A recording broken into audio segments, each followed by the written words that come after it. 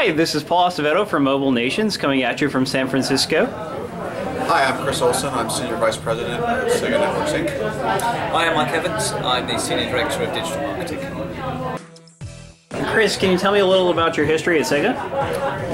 Sure, it's been a long and storied history. I started with the launch of the Dreamcast back in 1999, believe it or not. And then I was working for the website, worked at Sega.com, helped launch the ISP to support the Dreamcast. Eventually led up to running the website for Sega as a Western company entity. And then I left for a little while, did some startup-y things, and came back recently to help ramp up the digital side of the business. I've been at Sega now for 7.5 years. So 7.5 years of fun at Sega. It's been a great time. I originally started on the online marketing side before progressing to running the digital business in Europe, looking after XBLA and PSN, working on a lot of the early mobile titles as well. Back in 2008 when we took Super Monkey Ball to the App Store. Recently relocated to the States to come aboard and help Chris on the digital marketing side. And where do you guys see Sega in today's video gaming marketplace, if you don't mind? Well, I think Sega is wherever games are, so we're always trying to provide a quality experience no matter what platform. So certainly we're involved in the console side. The PC side is a big business for us. We're exclusively working on the mobile side, which obviously is a high growth area and I think very powerful opportunity to present games to a whole new audience. Yeah, I think we can make the argument that Sega brings a lot of its more well-known brands to the mobile space and a little bit less on the console space. Do you guys have more freedom than the console side? I don't know about freedom. I think we're always looking at new opportunities to bring our IP to either new platforms or platforms that are well established. And it's really just a decision. I mean, it's a business decision at the end of the day. But obviously, we want to represent our games well and please gamers. We want to basically provide an optimal experience for the platform. I think it's a combination of what our consumers kind of we listen actively to what goes on within the community. We listen actively to the kind of games that people are saying they want. People talk a lot about some of the old brands or franchises which they'd love to see brought back, and that's what we try and do as well. Well, if you don't mind me asking before we get into Crazy Taxi talk, what is the current status of Phantasy Star Online 2? That is a game that exists in Japan. I know that much. It has done very well there. Certainly, we've been happy with the performance of it in Asian territories. I can't comment on anything outside of that. What inspired you guys to bring Crazy Taxi to mobile again at this point in time? Well, when we brought the port of the original over to smartphones and tablets, it was very well received, and that had the virtual joystick. And we were able to create a pretty compelling experience with that. We figured, why not bring something that's made from the ground up for those devices and bring that IP to a whole new audience, basically. So I think we've created something that appeals to both the fans of the series and people who may have heard of Crazy Taxi but maybe never played it before. And how did you select the actual UK development team? So we've got a couple of studios that we work with. We focus just on mobile. The guys have done a fantastic job with Sonic Dash. This kind of naturally aligned to kind of their skill set. Well, can you tell me about what changes you've made to the game in order to adapt it to mobile audiences? Well, I think the first thing you'll notice is kind of the interface. It's a gesture-based interface. Obviously, you're swiping to move lanes.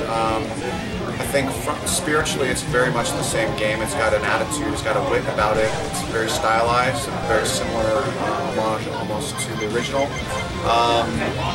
So I think mostly it's the interface that has changed the most in terms of the control interface. But it's still got a lot of spirit. We've been very careful to make sure that it stays in line with the original vision of what Crazy Taxi actually is. So Kamasan, the original developer, as well, very, very closely with the team over in the UK who are making this, who worked on Sonic Dash as well, to make sure that it's still got all the elements, it's still got all the depth, it's still crazy, it's still fun, it's still arcade based. So Can you give me some examples of the crazy taxi attitude that we can find in the new Crazy Taxi game? Sure. So I think some of the missions are just kind of irreverent. So there's a mission where you're supposed to pick up a business guy and take him to the office, and then midway in the mission he decides, screw it, I want to just take off my clothes and go run in the park.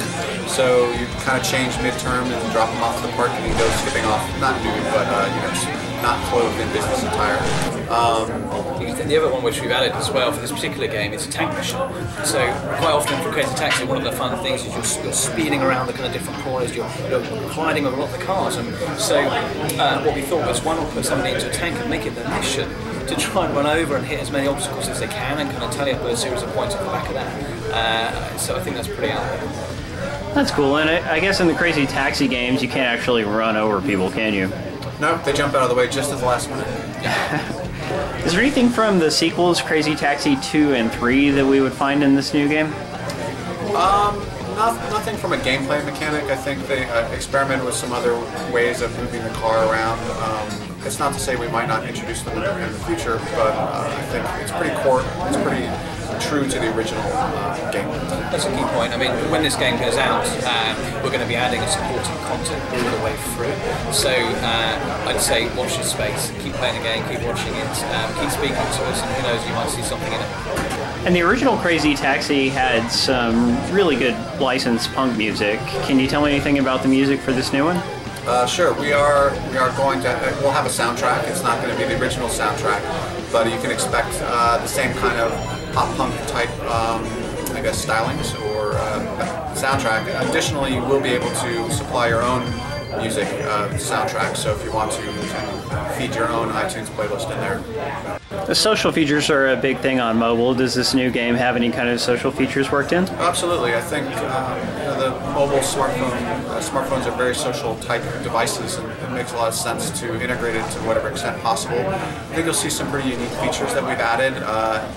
The friend map is probably the primary one. So as you're driving around, as you're looking at the world map, you get these missions that are icons of your friends' Facebook profile, so you can pick them up and take them on missions. So just imagine, we're driving along, I'm linked to Chris here on Facebook, and so one of the missions is going to be for me to pick him up. He needs a haircut, we're going to take him clearly, go to the barber's, he's going to get a fantastic haircut, drop him off, and I want some credits which I can use within the game. How many different areas are we going to see in this game? There's 4 different maps, which are fairly extensive in their size and scope. So that's for the launch, and then you'll work through missions to unlock each one of those. And then, as Mike said, we'll be updating with content, so you can expect to see more content out there. The game has a pretty much an open world feel in that kind of sense, and as you progress through the different worlds and different missions, you'll go back to some of the early missions sometimes as well, and you'll find different routes through. So it's kind of very kind of vast expansive in that kind of sense. And the original games had kind of a focus on performing moves like drifts and such. Will we see anything like that in this game? Absolutely. There's definitely crazy drifts. There's near misses, so you can dart in and out in between traffic and to rack up points and get bonuses. So everything that you would expect from the original is definitely in there. We've also introduced you've got U-turns as well, and there's a mechanic for a user to, when you reach the area where you're trying to stop, your goal in essence, there's a mechanic there for you to do basically a kind of fast stop, and the faster you stop again, the more you get rewarded. So there's some definite kind of things that the dev team thought about how we kind of really try to add our plus one to how we try to make the most of this IP on mobile. And will this be a paid or free-to-play game? It will be free to play. So what kind of monetization aspects are there? Well, it's the dual currency system, so there's a soft currency that you earn throughout the course of the game, as well as a hard currency called diamonds, which you can also earn in the game. You earn those by leveling up or performing special moves within the missions. Is there anything that requires diamonds specifically and not the soft currency? There will be power or upgrades for your car and cosmetics that will be available with diamonds only. But again, you can earn those through the course of the gameplay. And what can you tell me about the car upgrades? The upgrades, there's basically 2 different passes. The cosmetic, where you can kind of trick out your car in different paint schemes. You can add an alien to your alien UFO to your hood, bullhorns, all sorts of stuff that basically kind of makes the ride your own, customize it. And then there's upgrades that increases the performance of the car. So you can upgrade your tires, you can upgrade your exhaust system, your your I guess your engine, your engine, and then I guess the struts basically that makes it more structurally secure. So a lot of upgrade opportunities, both from a cosmetic and a functional standpoint. And Sega has a uniquely rich history. Will there be any Sega-specific cosmetic upgrades for the cars? I would say wait and see. I would be surprised if there weren't. When can we expect Crazy Taxi City Rush to launch on mobile? Well, we'll be soft launching in the middle of March, so look out for it then in the specific territories, with the wider launch soon thereafter. So sometime in the spring to early summer. We basically want to make sure that when we go into soft launch, everything is perfect, that the quality is exactly as it should be. So over a period of time, we're going to kind of tweak that until we get into a place where we're absolutely happy with it. When we're happy with it, then we'll go to launch. Great, thank you both very much. No problem, thank you.